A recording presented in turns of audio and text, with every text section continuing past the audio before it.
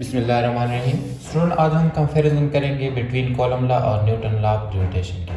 तो हमें मालूम है कि कॉलम लॉ का स्टेटमेंट इस तरह है कि द फोर्स ऑफ अट्रैक्शन और repulsion between two point charges directly proportional to the product of the charges और inversely proportional to the square of distance between the charges. इस तरह न्यूटन लॉ ऑफ ग्रेविटेशन हमें ये कहता है, इसका statement इस तरह है कि जो हमारे पास यूनिवर्स में बॉडीज होता है वो हमारे पास क्या होता है, उसमें जो फोर्स होता है वो डायरेक्टली प्रोपोर्शनल होता है दोनों के मासेस को और इनवर्सली प्रोपोर्शनल होता है स्क्वायर ऑफ द डिस्टेंस को। कंपैरिजन का मतलब ये है कि हमने ये कंपेयर करना है कि कौन कौन से पॉइंट इन दोनों लॉज की सेम है और कौन कौन से डिफरेंट है। हम मतलब दोनों के कंपैरिजन करते हैं, ठीक है।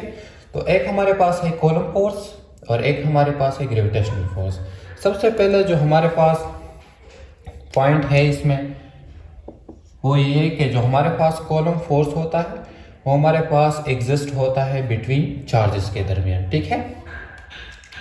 मतलब क्या है कि जो कॉलम फोर्स होता है वो हमारे पास एग्जिस्ट करता है किधर, चार्जेस के दरमियान, ठीक है। एक पॉइंट तो ये होगा कि ये हमारे पास किधर होता है, बिटवीन टू चार्जेस, सही है। इसी तरह जो ग्रेविटेशनल फोर्स होता है वो हमारे पास एग्जिस्ट होते हैं किधर, बिटवीन मासेस के दरमियान, ठीक है। तो ये सबसे पहले पॉइंट्स हमारे पास ये है, बिटवीन चार्जेस के दरमियान कॉलम फोर्स होता है और ग्रेविटेशनल फोर्स होता है बिटवीन मासेस के दरमियान। तो ये हो गया कि कॉलम फोर्स हमारे पास चार्जेस के दरमियान होता है और ग्रेविटेशनल फोर्स हमारे पास मासेस के दरमियान होता है।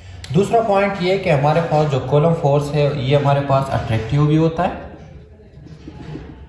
और रिपल्सिव भी होता है, ठीक है।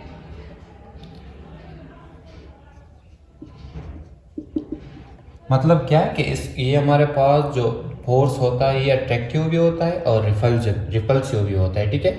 इस तरह जो ग्रेविटेशनल फोर्स में हमारे पास इस तरह होता है कि इसमें सिर्फ अट्रैक्टिव होता है, अट्रैक्शन होता है, ठीक है, इसमें रिपल्जन नहीं होता। सेकंड पॉइंट क्या हो गया कि कॉलम फोर्स हमारे पास अट्रैक्टिव भी होता है, मतलब टू पॉइंट चार्जेस एक दूसरे को अट्रैक्ट भी करते हैं और रिपल्जन भी करते हैं। किसी तरह जब हमारे पास सेम चार्जेस आता है तो रिपल्जन होता है, जब डिफरेंट चार्जेस आता है तो अट्रैक्टिव होता है।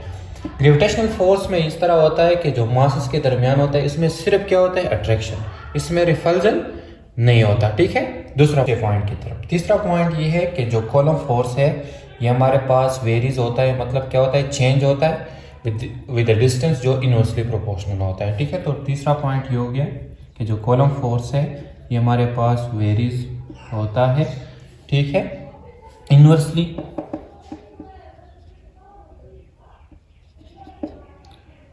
With the distance. Mathematical form को अगर आप देखें तो हमारे पास जो फोर्स कॉलम फोर्स होता है पहले इलेक्ट्रिक फील्ड ये हमारे पास क्या होता है, वेरी इनवर्सली प्रोपोर्शनल होता है स्क्वायर ऑफ डिस्टेंस को। इसी तरह ग्रेविटेशनल फोर्स में भी इस तरह होता है कि जो फोर्स ग्रेविटेशनल फोर्स होता है ये भी हमारे पास वेरीज होता है, मतलब वेरिएशन का मतलब क्या है कि चेंज होता है, ठीक है, और वेरीज इनवर्सली इसी तरह विद डिस्टेंस। तो दोनों में ये पॉइंट क्या है, same. Force of gravitation also varies inversely with distance. तो ये और ये पॉइंट दोनों में क्या है कि सेम। कॉलम फोर्स में भी इस तरह होता है कि ये हमारे पास ये फोर्स इनवर्सली प्रोपोर्शनल होता है डिस्टेंस को और ग्रेविटेशनल फोर्स में भी हमारे पास फोर्स क्या होता है, इनवर्सली प्रोपोर्शनल। जो दोनों में पॉइंट है वो क्या है, सेम, कि दोनों हमारे पास क्या है, फंडामेंटल फोर्स, ठीक है। सो कॉलम फोर्स पे हमारे पास क्या है, फंडामेंटल फोर्स, फंडामेंटल फोर्स, और जो ग्रेविटेशनल फोर्स है ये भी हमारे पास क्या है, फंडामेंटल, ठीक है। फिफ्थ नंबर पॉइंट ये है कि जो हमारे पास कॉलम फोर्स का मैथमेटिकल फॉर्म क्या है कि F हमारे पास बराबर होता है electrostatic coulomb constant charge 1 charge 2 divide by are square, और जो ग्रेविटेशनल फोर्स का हमारे पास मैथमेटिकल फॉर्म है वो हमारे पास बराबर होता है gravitational constant mass 1 mass 2 divide by are square. तो ये हो गया हमारे पास comparison between Coulomb law and gravitational law का। सबसे पहले पॉइंट क्या था कि ये हमारे पास जो कॉलम फोर्स होता है बिटवीन चार्जेस के दरमियान, ग्रेविटेशनल फोर्स होता है मासेस के दरमियान।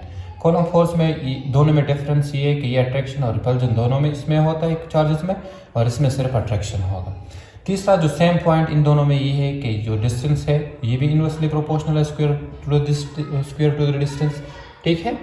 और ये भी हमारे पास क्या है, फोर्स इन्वर्सली प्रोपोर्शनल है स्क्वायर टू द डिस्टेंस। इस तरह फोर्थ नंबर सेम पॉइंट ये है कि ये हमारे पास दोनों फंडामेंटल फोर्स है। और इसका मैथमेटिकल लास्ट पॉइंट ये है कि ये है, और मैथमेटिकल फॉर्म ग्रेविटेशनल फोर्स का ही है।